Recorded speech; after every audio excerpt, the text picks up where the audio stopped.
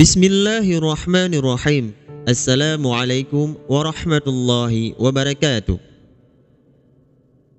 Allah Subhanahu wa Ta'ala menurunkan hidangan yang terdiri dari roti, ikan, delima, dan buah-buahan serta beragam lainnya.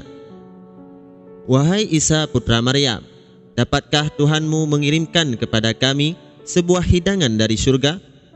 Pinta pengikut Nabi Isa alaihissalam, atau yang disebut dengan Al-Hawariyun. Tentu saja permintaan tersebut sangat mengejutkan Nabiullah Isa alaihissalam. Jika bukan untuk menguji kenabiannya, maka para pengikutnya bukan lain ingin menguji kebesaran Allah Subhanahu wa Ta'ala. Nabiullah Isa alaihissalam menasihati kaumnya, takutlah kepada Allah Subhanahu wa Ta'ala jika kalian memang beriman. Permintaan besar Hawariyun bermula saat Allah Subhanahu wa Ta'ala memerintahkan hambanya mengerjakan puasa selama 30 hari.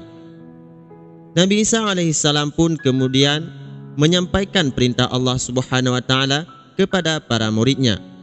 Maka berpuasalah mereka selama sebulan atau 30 hari. Pada ujung bulan, setelah mengerjakan puasa, para pengikut Nabi Isa alaihissalam pun meminta hadiah. Mereka meminta sesuatu yang sangat besar. Mereka menginginkan sebuah hidangan diturunkan dari langit untuk mereka berbuka puasa. Mendengar permintaan pengikutnya, Nabi Isa alaihissalam tak habis pikir. Telah banyak mukjizat yang Allah berikan padanya, namun pengikutnya tak kunjung juga merasa puas. Putra Maryam pun kemudian takut pengikutnya akan seperti umat terdahulu yang meminta sesuatu yang besar kepada Allah Subhanahu wa Ta'ala, namun berujung pada kekafiran. Dia enggan menyetujui permintaan pengikutnya tersebut. Namun para Hawari terus membujuk Nabi Isa alaihissalam. Mereka menginginkan hari raya atas puasa yang telah mereka lakukan dengan turunnya hidangan dari langit. Mereka pun beralasan kepada Nabi Isa alaihissalam, kami meminta hidangan itu karena kami ingin memakannya dan agar tentram hati kami, agar keimanan kami menjadi lebih kuat dan supaya kami mengetahui bahwa engkau memang menyampaikan hal yang benar dan kami menjadi orang-orang yang menyaksikan hidangan itu, ujar mereka. Pengikutnya terus bersikeras meminta hal tersebut. Nabi Isa alaihissalam pun tak sanggup menolaknya lagi. Kemudian Nabi Isa alaihissalam bersiap menuju tempat peribadatannya. Mengenakan pakaian bagus, Nabiullah alaihissalam memohon kepada Allah Subhanahu wa Ta'ala agar permintaan umatnya dikabulkan. Ya Tuhan kami, turunkanlah kepada kami sebuah hidangan dari langit yang hari turunnya akan menjadi hari raya bagi kami, yaitu bagi orang-orang yang bersama kami dan yang datang sesudah kami, dan menjadi tanda bagi kekuasaan engkau. Beri rezekilah kami, dan engkaulah sang maha pemberi rezeki. Pinta Nabi Isa alaihissalam. Allah Subhanahu wa Ta'ala pun kemudian mengabulkan permintaan utusannya. Allah Subhanahu wa Ta'ala kemudian berfirman, sesungguhnya aku akan menurunkan hidangan itu kepadamu. Barang siapa yang kafir sesudah turun hidangan itu, maka sesungguhnya aku akan menyiksanya dengan siksaan yang tidak pernah aku timpakan kepada seseorang pun di antara umat manusia. Maka sebuah meja suci berisi banyak makanan, atau disebut dengan Al-Maidah, turun dari langit. Dua buah awan mengapitnya dan membawanya turun menuju Nabi Isa alaihissalam. Sementara kaum Al-Hawariyun menyaksikan peristiwa menakjubkan itu. Nabi Isa alaihissalam terus berdoa agar hidangan tersebut menjadi rahmat dan bukan azab. Saat menerimanya, Nabi Isa alaihissalam pun membuka kain penutup hidangan tersebut seraya berkata, dengan nama Allah sebaik-baik pemberi rezeki. Dikabarkan, hidangan tersebut terdiri atas roti, ikan, delima, dan buah-buahan, dan beragam lainnya. Aromanya pun sangat harum semerbak. Menerima kasih sayang Allah, Nabi Isa alaihissalam pun kemudian bersujud, yang kemudian diikuti oleh para pengikutnya.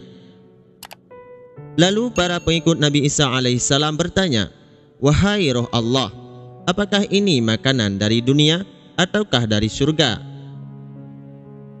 Nabi Isa alaihissalam dengan sabar menjawabnya, "Bukankah Allah Subhanahu wa taala telah melarang kalian mengajukan pertanyaan macam ini? Hidangan ini dari Ilahi. Allah Maha berkuasa, hanya mengatakan jadilah, maka jadilah hidangan ini. Ini adalah tanda dari Allah Subhanahu wa taala sekaligus peringatan manusia agar beriman," ujar Nabi Isa alaihi salam. Tibalah saat menyantap hidangan, namun bukan bersegera memakannya. Para pengikut Nabi Isa alaihi salam menyuruh nabi mereka memakannya terlebih dahulu. "Kami tidak akan makan sebelum engkau memakannya," ujar mereka. Nabi Isa alaihissalam pun menjawab, "Bukankah kalian yang meminta ini sejak awal?" Namun mereka tetap enggan menyentuh hidangan tersebut. Maka Nabi Isa alaihissalam memanggil para fakir miskin dan orang sakit. Mereka diberikan kesempatan menyantap hidangan luar biasa tersebut. Setelah memakannya, tiba-tiba mereka yang sakit menjadi sembuh, yang cacat menjadi normal, yang sekarat menjadi sehat. Melihatnya, para pengikut Nabi Isa alaihissalam yang meminta hidangan sejak awal itu pun menyesal tak menyantapnya pertama kali. Keajaiban Al-Maidah pun masih terlihat saat disantap.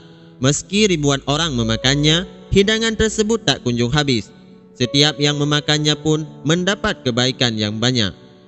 Keajaiban Al-Maidah ini pun di kemudian hari menjadi salah satu dari mukjizat Nabi Isa alaihissalam yang disalahartikan pengikutnya. Mereka kemudian melupakan esensi mukjizat Nabiullah dan justru menganggap Nabi Isa alaihissalam sebagai putra Allah Subhanahu wa taala, kemudian menyembahnya. Kisah Al-Maidah ini diberitakan dalam Al-Quran, bahkan diabadikan menjadi nama surat, yakni surat Al-Maidah. Kisah tersebut terdapat dalam surah Al-Maidah ayat 110 hingga 120 dalam Al-Quran. Terdapat pula hadis yang mengisahkannya dari beberapa sahabat seperti Ibnu Abbas dan Salman Al-Farisi. Demikianlah kisah keajaiban dari Allah Subhanahu wa taala. Semoga dapat kita ambil hikmah dari kisah tersebut dan menjadi pelajaran bagi kita semua. Wabillahi taufik wal hidayah. Wassalamualaikum warahmatullahi wabarakatuh.